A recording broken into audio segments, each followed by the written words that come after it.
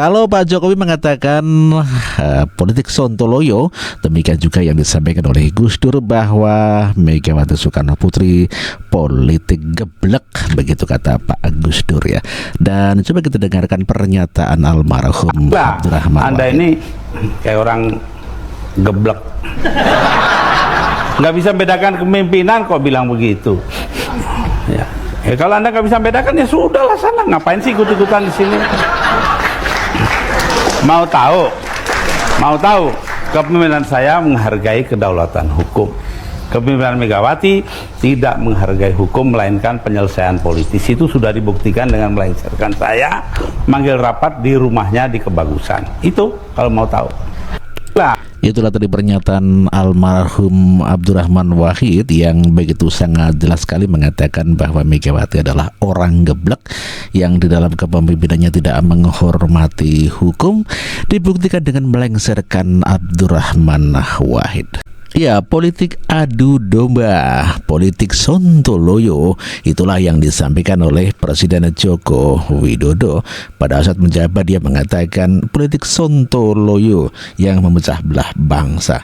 Inilah pernyataan Pak Joko Widodo terkait ucapan politik Sontoloyo. Ini saya kira bukan zamannya lagi menggunakan kampanye-kampanye misalnya politik adu domba, politik pecah belah, politik kebencian. Nah, udah bukan zamannya. Zamannya sekarang politik adalah politik adu program, kontestasi program, kontestasi adu gagasan, adu ide, adu prestasi. Yang saya sampaikan, adu rekam jejak, ya itu. Ya kalau masih memakai cara-cara lama seperti itu ya masih politik kebencian, politik sara, politik adu domba, politik pecah belah, itu yang namanya tadi politik Sontoloyo. Politik kebencian, politik adu domba adalah politik Sontoloyo. Kita dengarkan tadi yang disampaikan oleh Pak Joko Widodo. PDIP politik Sontoloyo mau bergabung ke dalam pemerintahan, namun tidak mau dengan Gibran. Inilah politik Sontoloyo. Sungguh luar biasa. Politik Sontoloyo. Persis seperti Bapak Jokowi bilang, PDIP politiknya politik Sontoloyo, mau berkoalisi tapi nggak mau Gibran, kemudian mengajukan gugatan ke PT UN. Bahkan Jimli Asidik bilang, mantan ketua MK, kalau PT UN mengabulkan maka hakim yang ada di PT UN itu bisa ditangkap. Mana mungkin keputusan MK dibatalkan oleh PT UN? Ya, inilah gaya Megawati, politik Sontoloyo. Mau berteman dengan Prabowo, tapi nggak mau Gibran, nggak mau Jokowi. Ini banyak cara-cara yang tidak sehat yang digunakan oleh politisi. Segala jurus dipakai untuk memperoleh apa? Simpati rakyat. Politik adu domba, politik pecah belah, politik kebencian. Nah, udah bukan zamannya. Ya kalau masih memakai cara-cara lama seperti itu ya masih politik kebencian, politik sara, politik adu domba, politik pecah belah, itu yang namanya tadi politik Sontoloyo. Politik Sontoloyo dari Megawati, PDIP, dan elitnya memang sudah kelewatan. Kenapa disebut politik Sontoloyo? Politik kacau balau dan politik yang bodoh, blow on, dan tolol. Politik yang dilatar belakangi dengan itikat tidak baik. Ini memang melanda di hampir semua elit PDIP. Dia mengatakan politik dinasti, politik seperti kami yang berasaskan demokrasi, sedangkan kadernya sendiri yang sudah terpilih dibatalkan oleh dia, dan bahkan menuduh yang bukan-bukan. Kita melihat rekam jejak PDIP, saya hanya bisa mengatakan bahwa inilah titik nadir daripada reputasi PDIP. Kehilangan figur Jokowi pada PDIP, tidak ada lagi karakter yang baik terlihat. Masih mending ada Bapak Jokowi. Tertutup semua kelemahan-kelemahan PDIP. Tapi ketika Bapak Jokowi hengkang dari kandang banteng, yang terlihat watak Megawati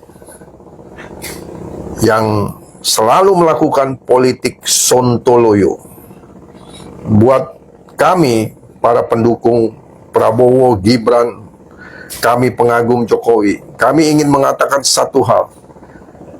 Sebaiknya dan menurut kami, jangan melakukan koalisi dengan PDIP. Kecuali itu hanya basa-basi politik saja. Buat apa? Apa manfaatnya? Bahkan lebih banyak kendalanya. Lebih banyak mudaratnya daripada manfaatnya berkoalisi dengan PDIP. Untuk apa? Tidak membuat koalisi Indonesia Maju malah jadi tambah ruwet masuknya PDIP. Ya, kalau memang ada beberapa menteri yang memang kader PDIP, ya tidak masalah. Tapi bukan berarti harus berkoalisi dengan PDIP. Menurut kami, jangan berkoalisi. Jadikan dia oposisi. Dan akan terlihat Prabowo lebih hebat. Kenapa jadi harus takut? Kenapa harus 100% di parlemen untuk Prabowo melakukan program-programnya? Bukankah program-program Bapak Prabowo sudah disetujui oleh mayoritas bangsa ini? Bukankah keberadaan reputasi Bapak Jokowi sudah lebih dari cukup untuk mendukung pemerintahan Bapak Prabowo untuk maju terus menyambut Indonesia Emas 2045? Buat apa? Buat apa PDIP diikutsertakan? Buat apa? Malah jadi beban politik. Terlihat aneh mengajak orang yang berpolitik sontoloyo. Seperti disampaikan tokoh-tokoh PDIP bahwa PDIP ingin bergabung ke dalam pemerintahan Prabowo, namun demikian PDIP menolak Gibran. Dan inilah pernyataan daripada Ahmad Basarah, tokoh dari PDIP.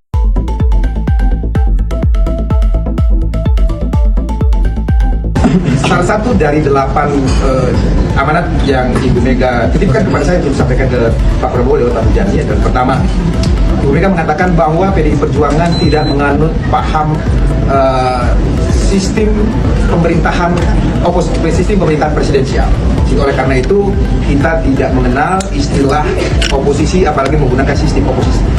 Ibu Mega mengatakan dalam filosofi negara Pancasila, esensinya itu adalah gotong royong. Ya, sehingga PDI Perjuangan akan menjalankan perintah ideologis Pancasila itu untuk menjalankan prinsip gotong royong. Dan kemudian implementasi konstitusional terhadap paham gotong royong Pancasila itu diatur ketentuan bahwa partai politik memiliki hak konstitusional untuk memiliki perwakilan di parlemen. Maka kami punya 110 anggota DPR MPR RI. Salah satu wewenang yang diberikan oleh konstitusi kita terhadap anggota-anggota DPR dari berbagai fraksi, termasuk dari fraksi PDI Perjuangan, adalah fungsi pengawasan. Dalam konteks fungsi pengawasan itulah PDI Perjuangan ingin membantu pemerintahan Presiden Prabowo Subianto dengan ikut mengawasi jalannya kekuasaan pemerintahan negara di bawah Presiden Prabowo Subianto.